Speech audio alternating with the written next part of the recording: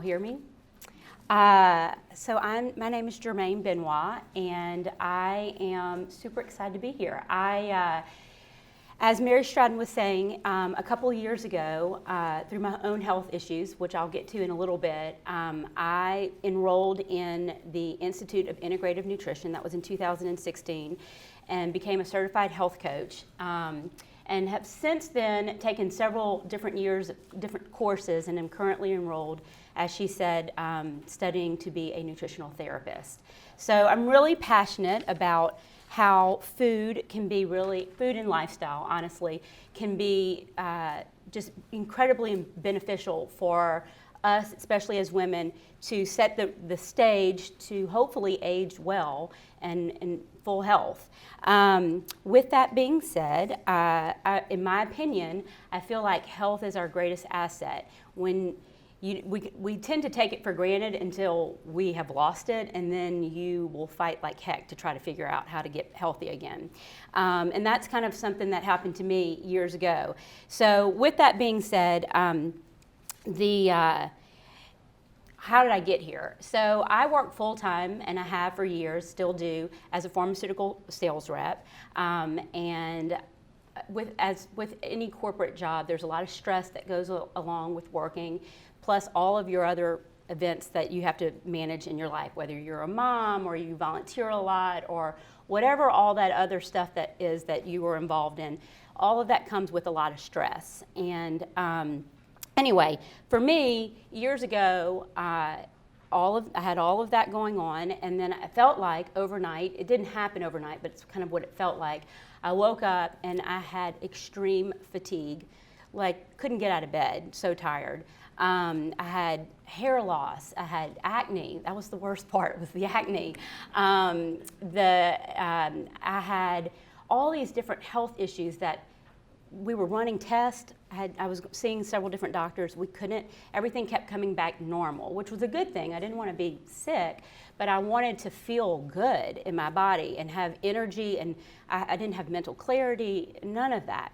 So desperate to try to figure out how to heal my body, how to feel good again, I started digging into the medical research on my own, and then going back to school. And so these are the things that I learned that I applied to myself, and then with the clients that I work with now, we work to hopefully instill this into their lives as well. So anyway, with that being said, I will tell you, I feel like we are so stressed, especially women as a culture. We are juggling work, and we're juggling our families, and we're juggling 3 birthday parties every weekend, and all these different things that we do for our families, right? When we are in that state of stress chronically, we put ourselves into that fight or flight mode. That's when your sympathetic nervous system is taking over. Your body thinks a tiger is chasing you. It doesn't know the difference between a tiger chasing you and 1,000 things to get done plus a sick child at home, right? So when we are doing that, there's just a lot of things that are going on at the cellular level. And it would be unrealistic for us to think that we can just stop doing these things, right? We can't stop working. We can't stop taking care of our families. So we need to figure out, and this is what I did for myself, is to figure out how to nourish my body at a cellular level to give me the energy for my body to come back on and to do all the things that I wanted to do, but to also to be able to deal with the stress, right? So you can't take the stress away. So how are we gonna make ourselves better that we can deal with it, right? So with that being said, these are the things that I did that worked for me, and that I try to incorporate with clients that I see. In my opinion, diet is key. It is foundational it was foundational absolutely for me, for nourishing myself at that cellular level and giving me the energy, the mental clarity back, the hair growing back, all these things that we want, right? So this is kind of a quick list of my cheat sheet of what I think is the most important. So when you're building your plate, you want lots of color, lots of veggies. When there's really 3 different classes of vegetables, so you've got your greens, your lettuces, your kales, things like that. Those are they're full of chlorophyll. They're very they're very clearing for the body.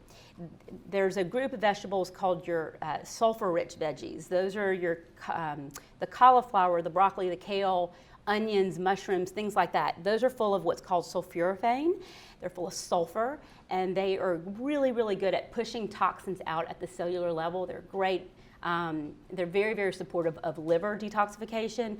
And if you read anything on cancer prevention and things that help really, the foods that really support cancer, the sulfur veggies are always the ones that are at the top of that list. It's always the broccoli sprouts, the onions, and things like that. So they're really, really important to support your body at that cellular level. And then we have the antioxidants. So those are anything full of color.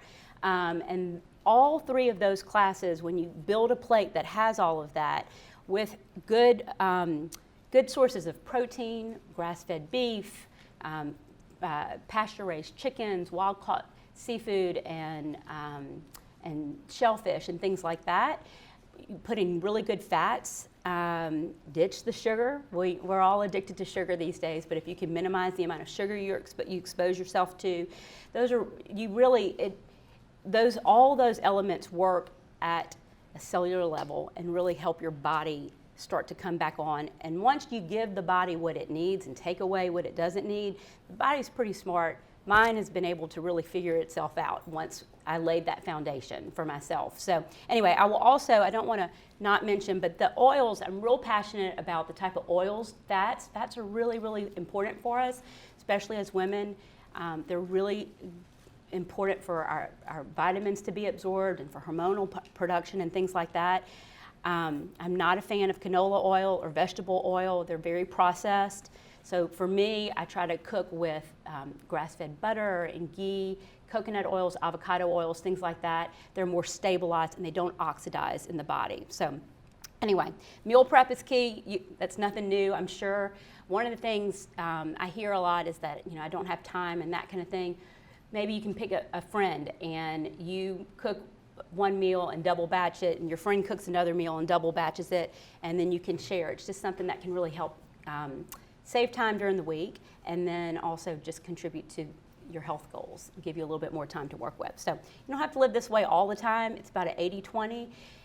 You control what you can 80% of the time so that you can go and eat out with your friends and do the things that you want to do with, in real life. So I have this as an example of a plate. It's got all the greens, it's got the sulfur veggies, it's got good fats and good sources of protein. It's just something that, just a picture of something that would be good to eat. So anyway, with that being said, hydration is pretty key.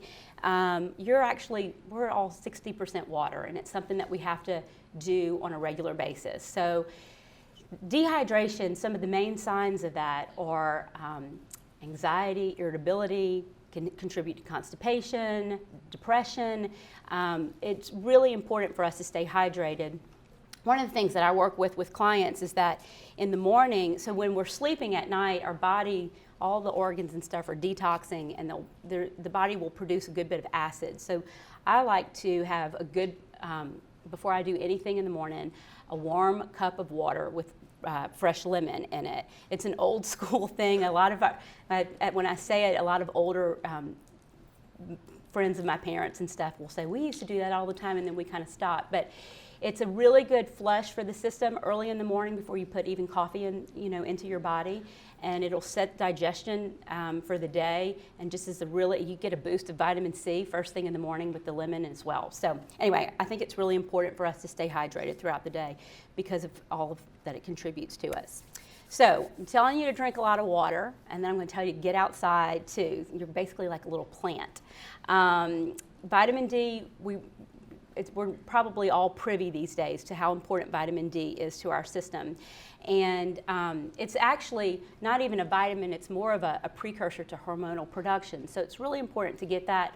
One of the things that I have found is just to let my body be in the sun for like 10 to 15 minutes as often as possible. So this time of the year, especially today, it's a little harder to do, but it's part of the reason, we'll talk about fresh air and things like that. When we're on vacation, if we're at the beach or if we're in the mountains or something like that, it's why you feel so good. I think at a primal level, our bodies already know that there's something very healing about nature. And So anyway, you've got vitamin D receptors on your skin. It's the best way for you to absorb that. But you can also talk to your doctor and supplement with that and that kind of thing.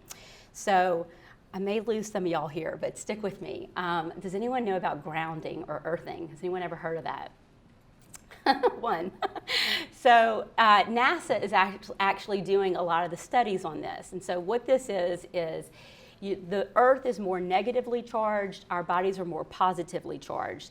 And when we're able to make connections with outside elements, there's a very relaxing, it helps manage our stress levels. I mean, it sounds kind of silly, but it's what kids do all day long, right? They play outside in the sun and breathe fresh air and that kind of thing. So I think those are really important to just consider adding in. If you have kids, get outside and play with them. Okay, so power down at night is another pillar that I use a lot. And we are all, myself included, very connected to our devices, our computers. We watch TV at night. We have our cell phones with us all the time. Those guys produce blue light. Are y'all familiar with this? So it's important to, which is great, if you're out in the middle of the day, the sun naturally is producing blue light. It's very stimulating. It's instinctually, it helps us. We're in the middle of the day. We still have a lot of work to do.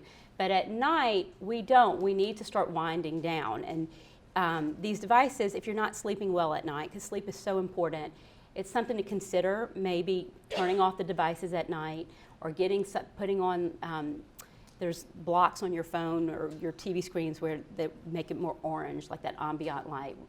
That'll start to stimulate your natural melatonin production and that kind of thing and really prepare you for a good night's sleep. So something to think about for sure. So primary food. When I was in school and training, one of the main things that kind of woke me up was this idea of primary food. And primary food really has nothing to do with food at all. It is the thing that makes you come alive. It's the thing that you're so passionate about that your friends are tired of hearing you talk about. It's the thing that you would stay up all night to read, whatever it is about. And this really woke me up because it made me realize, excuse me, there's such a mind-body connection, a mind-body-soul connection to being healthy and overall healing. And so if you don't know what would be your primary food, I would encourage you to maybe think about those things. Think about what really makes you excited, what you want to learn more about, and seek that out. You don't have to do it every day, maybe a couple of times a month. Find ways to work it in, but something that feeds your soul outside of everything else that you have responsibility for will bring down stress levels and really just allow you a space to, to have something that you really love. Let's see. As far as boundaries, we talk about this a lot, but your time is really valuable and you are responsible for a lot of things, especially if you have a family and work full time. So I think it's really important when you're asking yourself, how am I going to manage my time and that kind of thing. Ask yourself, what are my goals? Does this serve the purpose of my family or myself and the goals that I want to do? Does this make sense? Is this a necessary action that I need to do? If it's not, if it takes you away from like the goals that you have set for yourself, then maybe for the moment it doesn't fit your life and you can put it to the side. And it'll create less stress for your life so that you can do the things that you really are passionate about or the goals that are important to you and your family. And if you remember, so this was probably when I was on my healing journey, this was the thing that probably was the most important, and I didn't see that coming. So if you remember anything that I say today, I hope that you'll ponder on this. Changing your thoughts of what you can and cannot do. The thing is that we all have thought patterns, and I hear it from a lot of people that I work with a lot of times that, I can't do that. I have no time to do that. I'm just so fat. I'm like, whatever it is, this negative self-talk that we have or these limiting beliefs that we have about what we can and can't do in our life. And for me, what your beliefs, your actions will follow your belief system about yourself. So this was so eye-opening to me when I was not feeling good years ago. in my mind, I would constantly say, I'm just so sick. I'm just so sick. No one can help me. I'm just so sick. And that was what I was seeing. I wasn't allowing myself to see the opportunity that there were people that could help me and there were solutions to being better.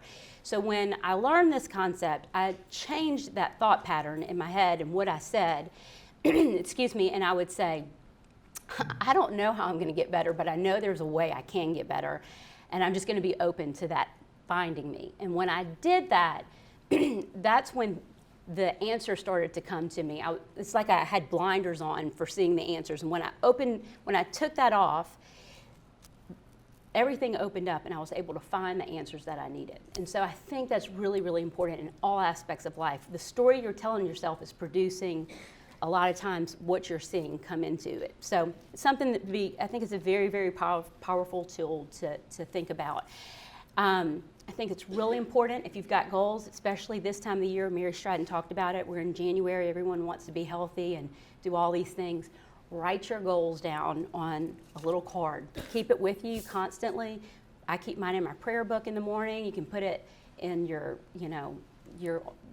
on the mirror where you put your makeup on, somewhere where you're going to see it on a regular basis. It will keep you focused and it will help you to let go of the things that aren't necessarily on the goal list right now and keep you moving in the right direction. So anyway, these are just kind of some of the pillars that have really been life-changing for me, that I work with clients to really understand. It's not about perfection, it's about taking small steps on a regular basis so that you can start to see changes that hopefully will set a foundation of health and happiness to move you into the next stages of your life. Not have to do damage control. Anyway, that's it. Thank you so much.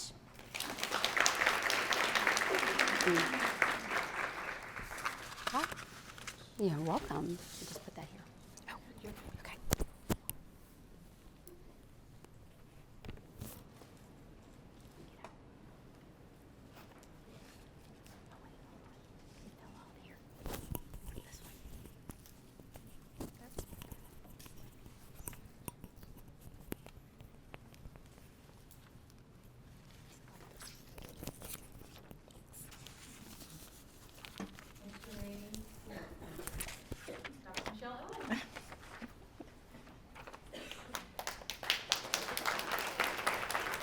So I don't really know how to follow all that, but I'm going to give it my best shot. So what we'll do now is going to kind of be a bit of a shift, but I think that you're going to hear a lot of recurrent themes as I move through this. And thank you so much for kind of getting everybody's minds working and thinking about living healthier. This is going to be a little bit about me. And a little bit about my story, which is still, I think, in development. But really what I'd like to do is just spend some time talking with you guys about how we can really live our best lives. So that's like the thing that the millennials are saying, you live in your best life. But you see what I put up here. There's some people in the room who might remember One Life to Live. My grandma used to watch her stories. So that was one of them. So for those people who recognize that they only have one life to live, we're talking about how you can make that your best and your healthiest. And so I typically start out every talk, and I feel like I'm held captive here. I would really like to move. But I always start every talk with a picture of either my children or very rarely one with me in it as well. And that's just because that's my why. And I think every single one of us has that. And for some it may be family, for some it may be other things. It may be your fur babies or what have you. But every single one of us as women has something within us that drives us, that's our why. And it may not this hasn't always been my why. When I was 25, this was not my why. Wasn't looking for that. Actually was thinking I was going to be the fabulous spinster aunt who just kind of like would roll in, be great to my nieces and nephews, and take off with my dog and travel the world, teaching people how to be great in medicine. That was really kind of what I wanted to do. And somewhere throughout my experiences that changed. And I was given this incredible gift. And I recognized that who that 25-year-old Michelle would look at 26-year-old Michelle. And for those of you who listen to my radio, you're trying to figure out when my birthday happened, because last Friday I was 25. But anyway, but if she had to talk to the me, there's some very central things that have stayed the same, but then there's so many other layers and things that are different. And there are things that were very essential to 25-year-old Michelle that are not essential to 26-year-old Michelle today. And that's okay, because it's the nature of all things to change and evolve, and that will happen with us. And so the other thing that I want to spend a little time talking about, or that I do want to emphasize to each of you, is the importance of recognizing when those things happen, being able to acknowledge them, and then sometimes accept them if they are for the better and more in alignment with whom what you've become. Because this is really a journey, it's not a destination. And so many of you may still be asking yourselves what you want to be when you grow up, and that's fine. Ask that question to a 3rd grader, they give you one answer. Ask it to a 12th grader, they give you a different one. Ask it to a 3rd-year college student, there's a different answer. We are all kind of under construction, works in progress. But the in progress is the part that is really important, because our evolution is still progress. And we don't have to be afraid of it, we can embrace it. So anyway, these are my whys. My 3 little kids and my 1 big kid. He doubles as the big kid and sometimes the bigger kid. So a few years ago, you guys might remember this, there was an article in the Atlantic that said, there was a person who wrote an article that says why women can't have it, we still can't have it all.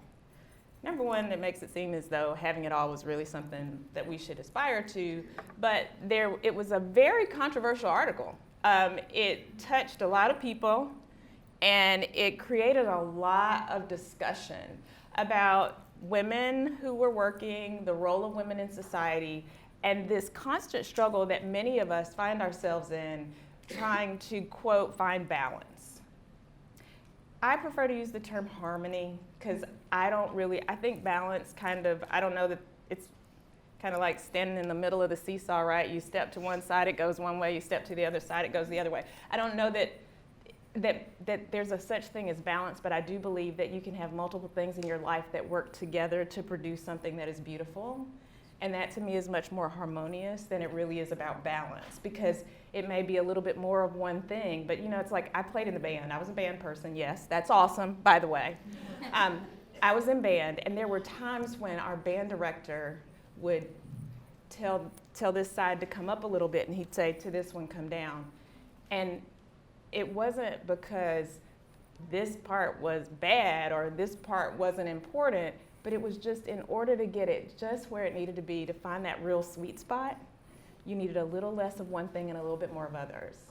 And so I think perhaps maybe this concept of trying to push upon us that we need to find balance may actually be a false choice. That may not actually be what we want. We may not want half of this or everything in equal proportion, but what you do want is to find that space and that amount, if you're talking about the food on your plate, however you put it together, that there's enough of the good stuff that everything just kind of balances out in a place where you are happiest. For some people, that may be more time at home and less time at work. For some people, it may be more time at work and a little less time at home. For each of us, that's going to be different. And our different is okay. But I put this up here because there are also some other interesting cartoons and iterations that came as a result of this concept. So personally, I think this middle photograph that came from Glamour magazine. So I grew up, I'm in the age of Wonder Woman. I loved her. She's fabulous. Linda Carter's amazing, by the way, even now. But this was, so this is kind of what I feel like most days. Not really. That's kind of how I wish. It's kind of how I wish I was, especially with that doggone lasso, where you could just wrap somebody up and tell them to figure out to tell them the truth. But so this is kind of, I think, this concept that we feel like we kind of all need to be Wonder Woman. the whole like I'm every woman, you have to be able to do everything simultaneously, and if you happen to not remember to tell somebody to grab their lunchbox, or if somehow you come to work in different shoes, or somehow you failed. And I don't know that that ideal or that concept is really giving justice to who we really are as women and the dynamic individuals that we are, and how we're able to take on and handle so many things. And I don't know if this is really kind of the best way to think about it, but it seems like that we're all kind of chasing this Wonder Woman ideal almost. And maybe y'all don't feel that. Maybe I'm just telling you what my perception is. But I do believe that more often than not, those are kind of the challenges that women in the workplace face.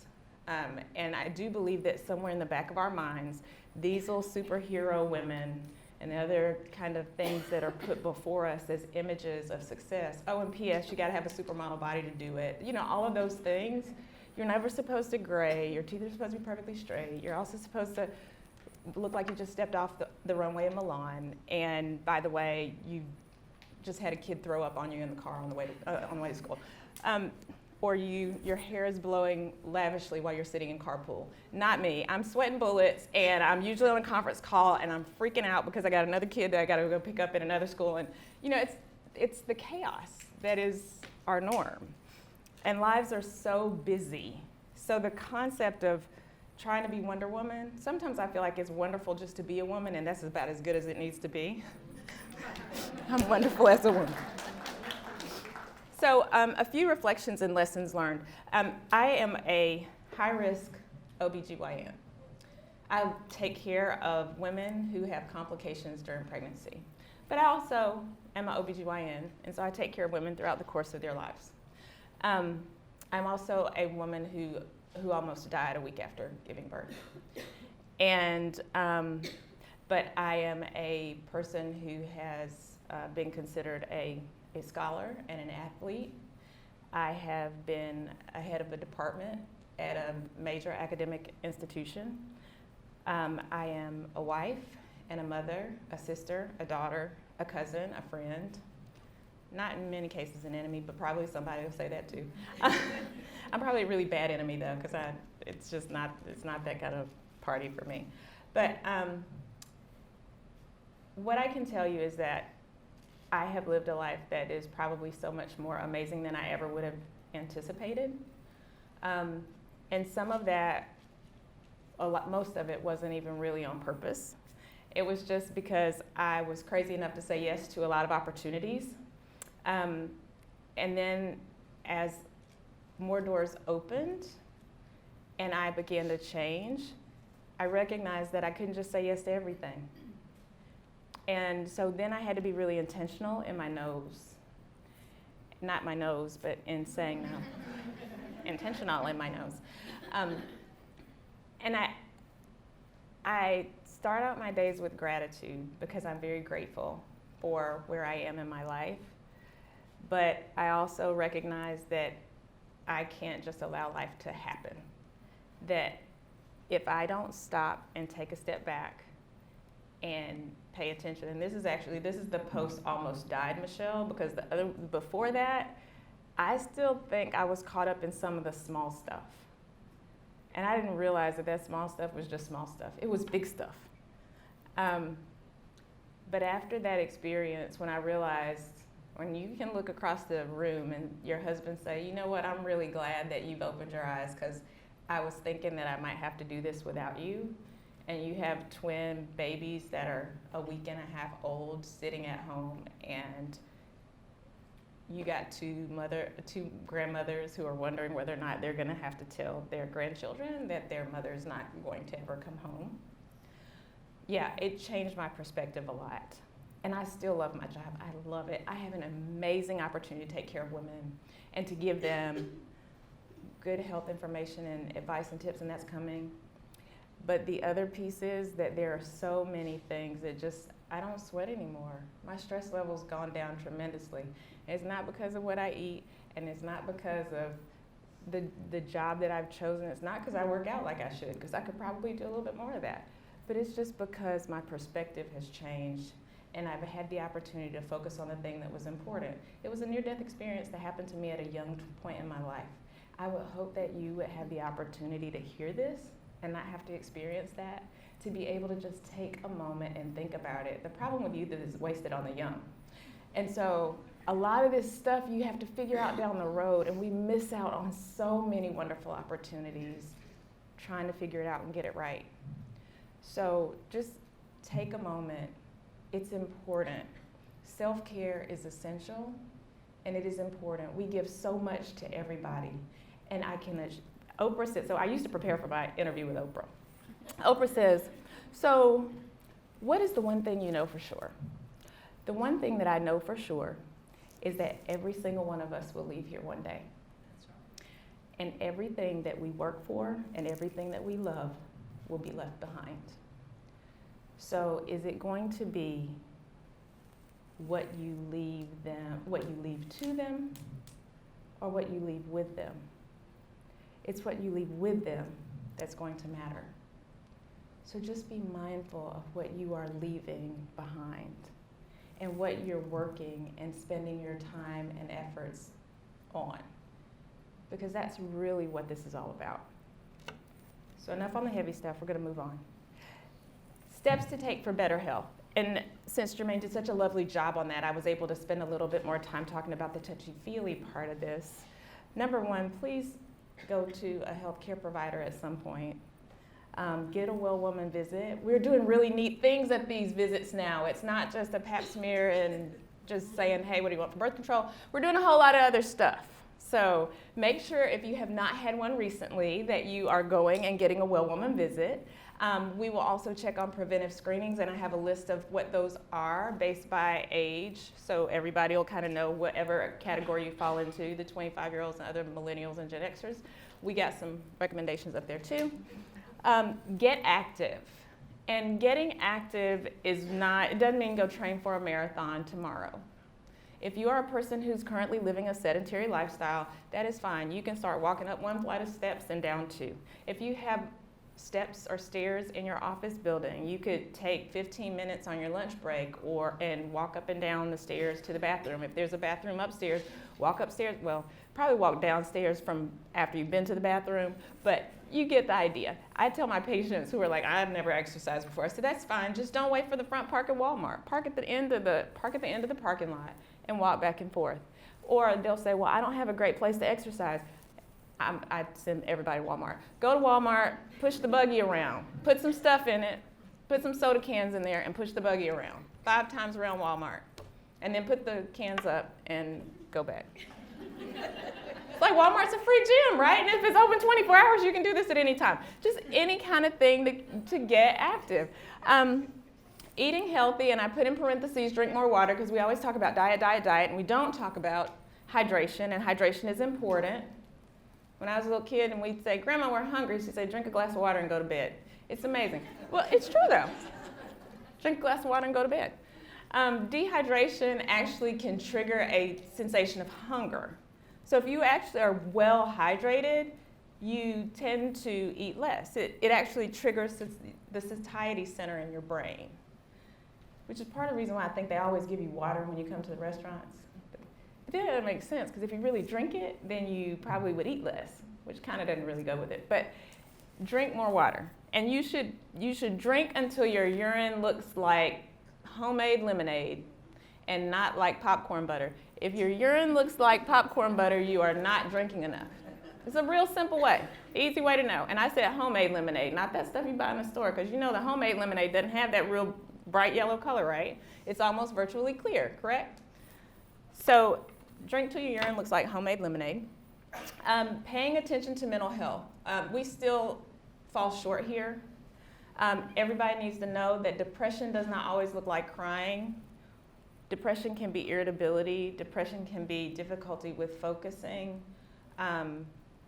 deciding that you don't want to go or do anything, feeling just blah. Dysthymic is what we call it. So be mindful of that. Depression and anxiety are 2 of the most common things, especially among women, most common mental health issues among women. So if you feel that, you're not alone, but there's help. But the help doesn't come if you don't reach out. So just be mindful. Talk to your doctor about how you're feeling. Sometimes there can be an organic cost to it, and other times there may be other medications or something that you may need. But it's something that's really important. How we deal with that stress that Germaine was talking about is key. And also practicing safe behaviors. This is something that I had to add. So we always talk about smoking, limiting alcohol, those kinds of things. Everybody knows that. Don't text and drive. I say that, and everybody goes, well, we know that, but I'm sure everybody in here at some point, don't text and drive. It increases your likelihood of death dramatically. And no, there's not a text that's that important. There's not a text that's that important for you to put yourself at risk. I want you to be here. If you are sexually active, protect yourself. There are other things besides pregnancy that can happen from sexual intercourse, so just be mindful of that and be careful because sexually transmitted diseases and infections are skyrocketing. They're resurging, not just here in Mississippi, but across the country. So we just need to be mindful. When our diligence falls away, then that's when we start to see things that get worse. So for our millennials, QTNA, questions that need answers. So these are the questions. Number one, if you want to do this, if you think that those are things that are within your capacity to do, or if you're considering living healthier, number one, I think it's good to ask yourself why. Who wants to do it because they need to control a medical condition? How about just because you want to be healthier? How about somebody that might want to do it to lose weight? I do it because I want to look better naked. That is totally, it's entirely vanity. It is. I'm sorry. That's it. So, and I want to be healthy for my family. I want to be here for other people. So there's a little codependence there. I want to be here for my people. But the other part is that, I also want to set a good example for my kids, and I want them to say that they grew up with a mom who did things and, because I'm sure all of you guys know somebody who was always sitting every time you saw them. Every time you went to their house when you were growing up, they were always sitting. They never really moved around, didn't do much. What things are you already doing well? Give yourself a little pat on the back for the things that you're already doing well. If you're already eating well, then you're halfway there. And now you can work on the activity. If you're a person who leads a really active lifestyle, but your diet's crap and you kind of not really meeting your goals, then at least you can give yourself credit for what you do. We don't give ourselves enough credit. We don't pat each other on the back enough. We don't clap for the good stuff. Nobody wants to pat you on the back for the good stuff, but the minute you step on that scale and you're 2 pounds over, we want to beat ourselves down. So think about the good things that you are doing and continue those, but also give yourself credit for them and hold on to them, because when you don't do the other stuff, you'll be like, well, at least I did this stuff good too. What small changes can you make right now? Low-hanging fruit. Doesn't have to be heroic. Like I said, you can decide that you want to run a marathon, but a marathon is going to start with one step. So start walking. The recommendations for activity right now are that women, not women, but adults in general, have roughly about 300 or so minutes of exercise. Yeah, I know 300. Everybody's like, holy smokes. Moderate intensity exercise. So that comes out to roughly about 45 to 50 minutes, 5 days a week, okay? 30 to 55 minutes. And if you do that, when I say moderate exercise, that means that you should not be able to carry on a conversation easily. You should be a little winded. You might have to stop to breathe. That is moderate intensity exercise. And then ask yourself what's holding you back. Sometimes that's really hard because sometimes the answer is us. Sometimes that's really the only real thing that's holding us back. But if you are the barrier to your own progress, that's also one of the easiest ones to move. So how do we do it? Be intentional. You heard that already. Think about it. You got to plan it. You have to have some goals. Set those goals and stick to it. And if you need an accountability partner, because it's really hard to hold yourself accountable, because we kind of will give ourselves passes sometimes, or we'll allow our excuses or other things to be prioritized over ourselves. So create a system for accountability, whether it's going public on social media with it, if it's about talking to your friends, having a friend who's going to hold you accountable. Hey, I need you to make sure that you call me at 6:30 so that I can get up out of the bed and make sure that I'm walking, or whatever. Again, self-care is essential. We take better care of our cars than we take care of our bodies. I've never understood this. Every 3 months, or however many thousand miles, take your car and to get your oil changed. If the car's dirty, what do? You take it to get it clean. You'll even have somebody come and detail your car while you're at work or come to your home. But yet and still, we think that we can run our bodies without enough gas, or we're going to fill up the tank once, and then we're just going to run it and run it and run it, and not do the maintenance and expect it to continue to be good to us and to get us where we want to go. We would never do our cars that way. You get your tires rotated, you do all of those things. This is our vessel through life. It's the only one we got, and we got to really take care of it. Other things that you can do, massage, acupuncture. I'm all for pampering. You can't tell today, I haven't had a manicure in a long time, but I'm all for those kinds of things. Those things may sometimes seem like indulgences, but think about the things that really give you joy, in the words of Marie Kondo. The things that really give you joy, and if they spark joy, it doesn't have to be a reward. You're supposed to enjoy this ride. Take time to do those things that really give you joy, because you know what? When you have that joy, when you're happy, then you're your best for everybody else. Spirituality, Germaine mentioned her prayer book. If spirituality is something that is important to you, reconnect with that. I was thinking just the other day of things that I stopped doing that made me very happy, and one of them was leisure reading. I used to read 3 books a week. I read 3 books a week all the way through medical school and through residency. And here I am now, and I don't leisure read like I want to. I got a list of books this long that I want to read. I even have books on my iPad, and I've just not made the time. Don't say you don't have time. We all got the same 24 hours. It's what we do with them. And that's about your priorities and being intentional. Personal connections, get with your girlfriends. We women have a unique ability to lift each other up, to support each other through rough times. And heck, if you're not feeling good, misery loves company. Phone a friend. They're either going to commiserate with you and make you feel better, or they're going to drag you up out of it. And you all know who those friends are. Connect with them. And it's really easy to do that now. It might just be a text. It might be a phone call. It might be just a ping on social media. Reach out to the people who you love and let them know that they're important to you. Kobe Bryant died this week. Everybody's talking about it. Reach out. Life is short. We don't know when our last heartbeat will be.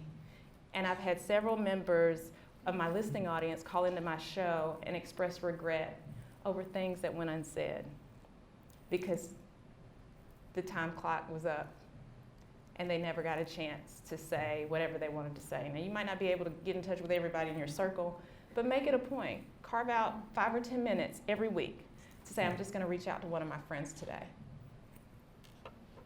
And then therapy.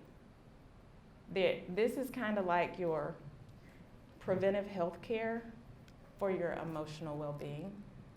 So sometimes you go to the doctor just for a checkup. Sometimes you might just want to touch base with a therapist just to get an emotional checkup. And sometimes it's a whole lot easier to talk to a total stranger than it is to talk to somebody that you know. It removes all of your other reservations and concerns. I told you this was coming. It's just a big list of the recommended screenings, and I know this is really busy, but a list of recommended screenings. And I'll see if we might be able to push this out to you guys electronically somehow so that you'll have it. But it's just a list of the recommended screenings by age group, because I knew that we'd have a variety of age groups here. Be mindful for our reproductive health ladies. If you are having problems with irregular periods, things of that nature, struggling with infertility, weight modifications can make a big difference. This is important because everybody's doing these crazy diets. So if you think that you can't get pregnant and then you lose all it takes is about 10 to 15 pounds. And all of a sudden that can change your hormonal status to a point that those things kind of get back in sync again. It doesn't take a heroic thing to happen. So just be mindful of those kinds of things. There's a connection to our body and our hormones. Know your risks for these particular things. Heart disease, #1 killer for both men and women. Still, know your risk for breast cancer, first-degree relatives. Puts you at an increased risk. Know your risk for diabetes, family history, obesity, polycystic ovarian syndrome. Depression and anxiety can run in families. Know your risks. Ask your grandma, ask your mom about your family history. These are things that people don't always talk about, but if you ask, most of the time they'll tell you. Risks for colon cancer. Screening changes for all of these different disorders if you have a family history, so know your risks and know your numbers. And also for GYN cancers, the same. Family history of cervical cancer, breast cancer, know your risk. Ovarian cancer, endometrial cancer. And if you don't know what they are, talk to your provider about it.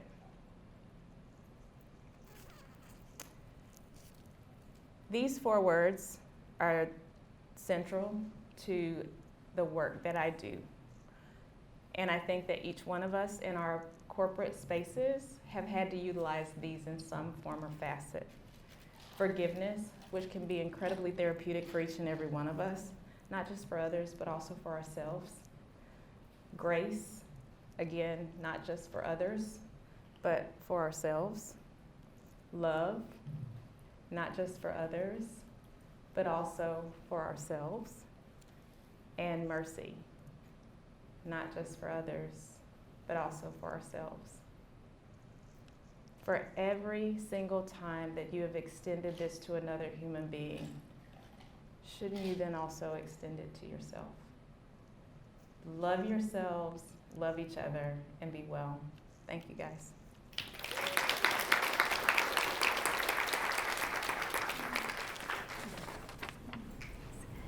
Thank you both so much. That was amazing. Thank you. We appreciate it so much.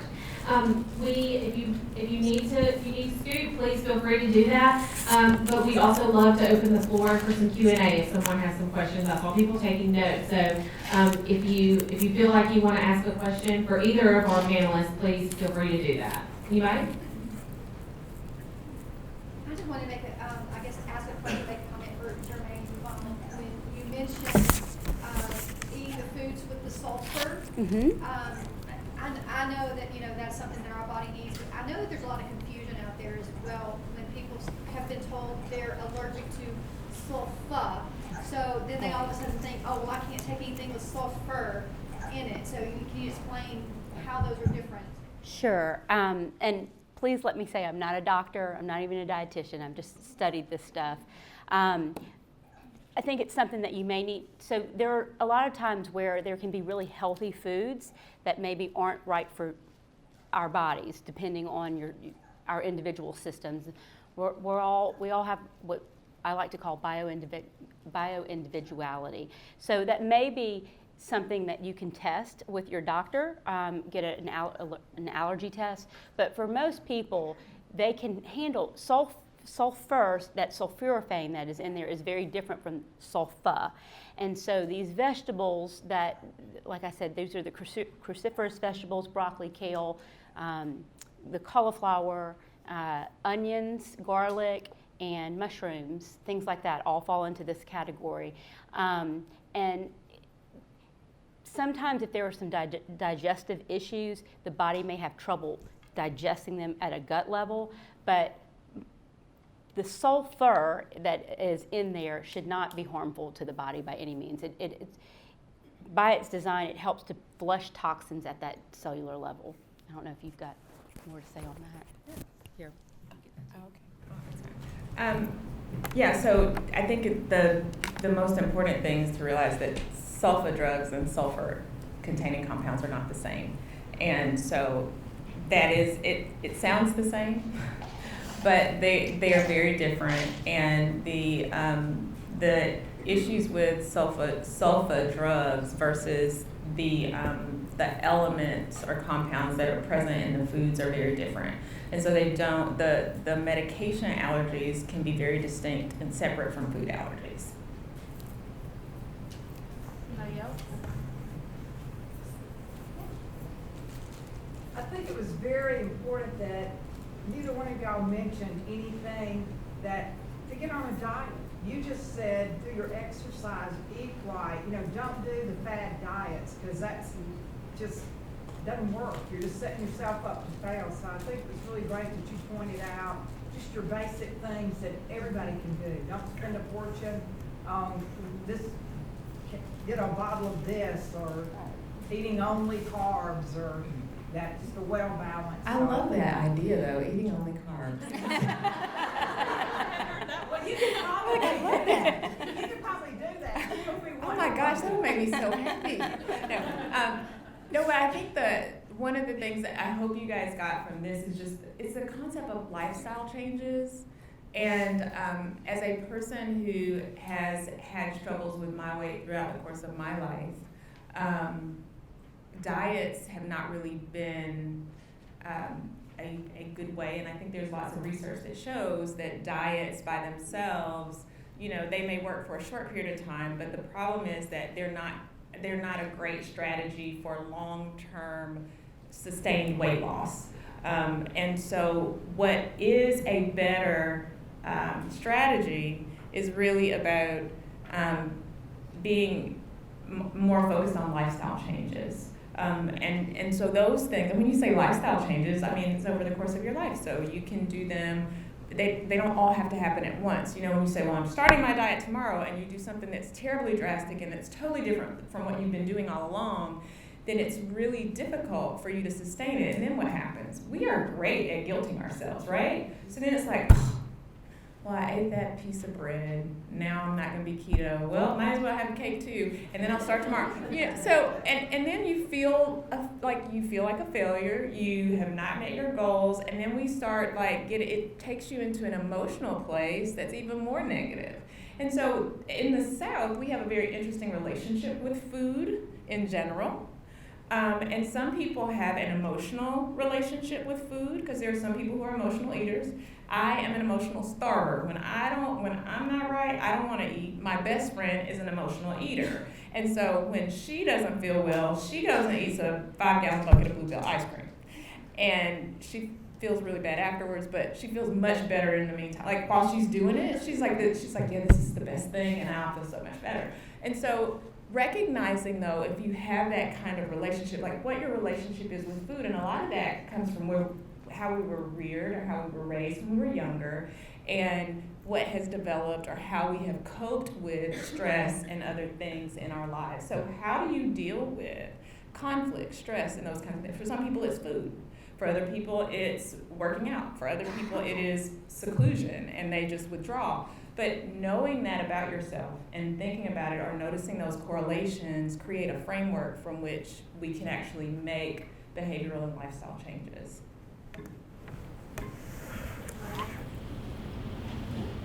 For Germaine, I noticed that on your list of oils to avoid and to use, I didn't see olive oil, which is my favorite. Is that a good one or a bad one? I just forgot it.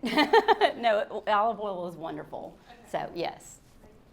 I will say, though, on that note, olive oil has a heating point of about 350 degrees. So it's good for lighter cooking. When you go a little bit higher, a lot of times people want to roast with it, maybe at 400, 425. It denatures the oil and it will lose all of the monoleic acid that's in it. It'll lose its health benefits to some degree at that point. And there's some controversy on it, but I think it's better to cook at 350 or dress your salads and stuff with it. So follow that, like, we had the salmon at 400, I do vegetables at 400. Right. So what will? So maybe avocado oil, which is, I like to use that a lot because it is liquid at room temperature, but you can use coconut oil or things like that. Yeah, I think those are the ones that I tend to use the most at home for that 425 roasting and that kind of thing. Anybody else? Dr. Michelle, I love when I get through your radio program. Do you have like a certain call that you just really stands out in your mind from a caller? So first of all, thank you for listening. That is a show that show has really brought me a ton of joy, and I think we've also gotten a chance to do some really good work by by having that broadcast available. There are so many. And I think when I alluded to people calling and expressing regret, and this is just because this was just a couple of weeks ago, I had a caller who was talking about a missed opportunity. We were talking about friendship on the show. So we say it's a health show, but we talk about all aspects of health, which includes emotional health and wellness. And to hear this man who was in his 70s talking about a friend who they had fallen out when they were in their 20s, and how he had opportunities to reach out, and he just, for whatever reason, had this conversation with himself, that internal dialogue that said, oh, well, I shouldn't reach out, or it's not going to be well received, what have you. And then he found out that person, that old friend that he'd been estranged from, had died. And he was just like, immediately I was overcome with grief. And this gentleman was on the phone, and he was almost crying. And I could just like hear my grandfather, because it's like he's an older gentleman, and he was expressing this incredible regret over not being able, because he didn't make that connection, and the opportunity was there, and knowing that opportunity was gone, he was just like, I could have done that, and I just really feel bad. So, just reminding yourself to take advantage of those opportunities and not to take them for granted. But there have been so many. We get so many great calls where people call in and they are vulnerable and they like lay it all out on the air for everybody who's listening. And it's truly wonderful. There is one other thing that I wanted to share with you guys real quickly. Germaine mentioned juggling in the very beginning, and what I wanted to tell you was something that I've kind of started doing, which is we're all juggling things, right? But it's what you're juggling. So I say in your life you got two kinds of balls. You got rubber balls and you got glass balls. So you're juggling, and what you have to decide is what things in your life are the glass balls, because those are the things that you can't drop. But the rubber balls, guess what? You throw them, you drop them, they're going to hit the floor, but they'll bounce right back up and you can pick them up later. So just remember, identify your glass balls. And it may be glass today, and in 3 years it may end up being rubber, depending on how other things happen in your life. But that's really kind of, to me, the harmony part of it, is you got to recognize what things you got to put everything into, or you can't really let fall. And then you have to recognize that there are still things in your life that are very important, that are still part of your juggling act, but they can hit the ground, and guess what? Because they're rubber, they'll pop right back up, and you can pick it up and keep going. So just remember that.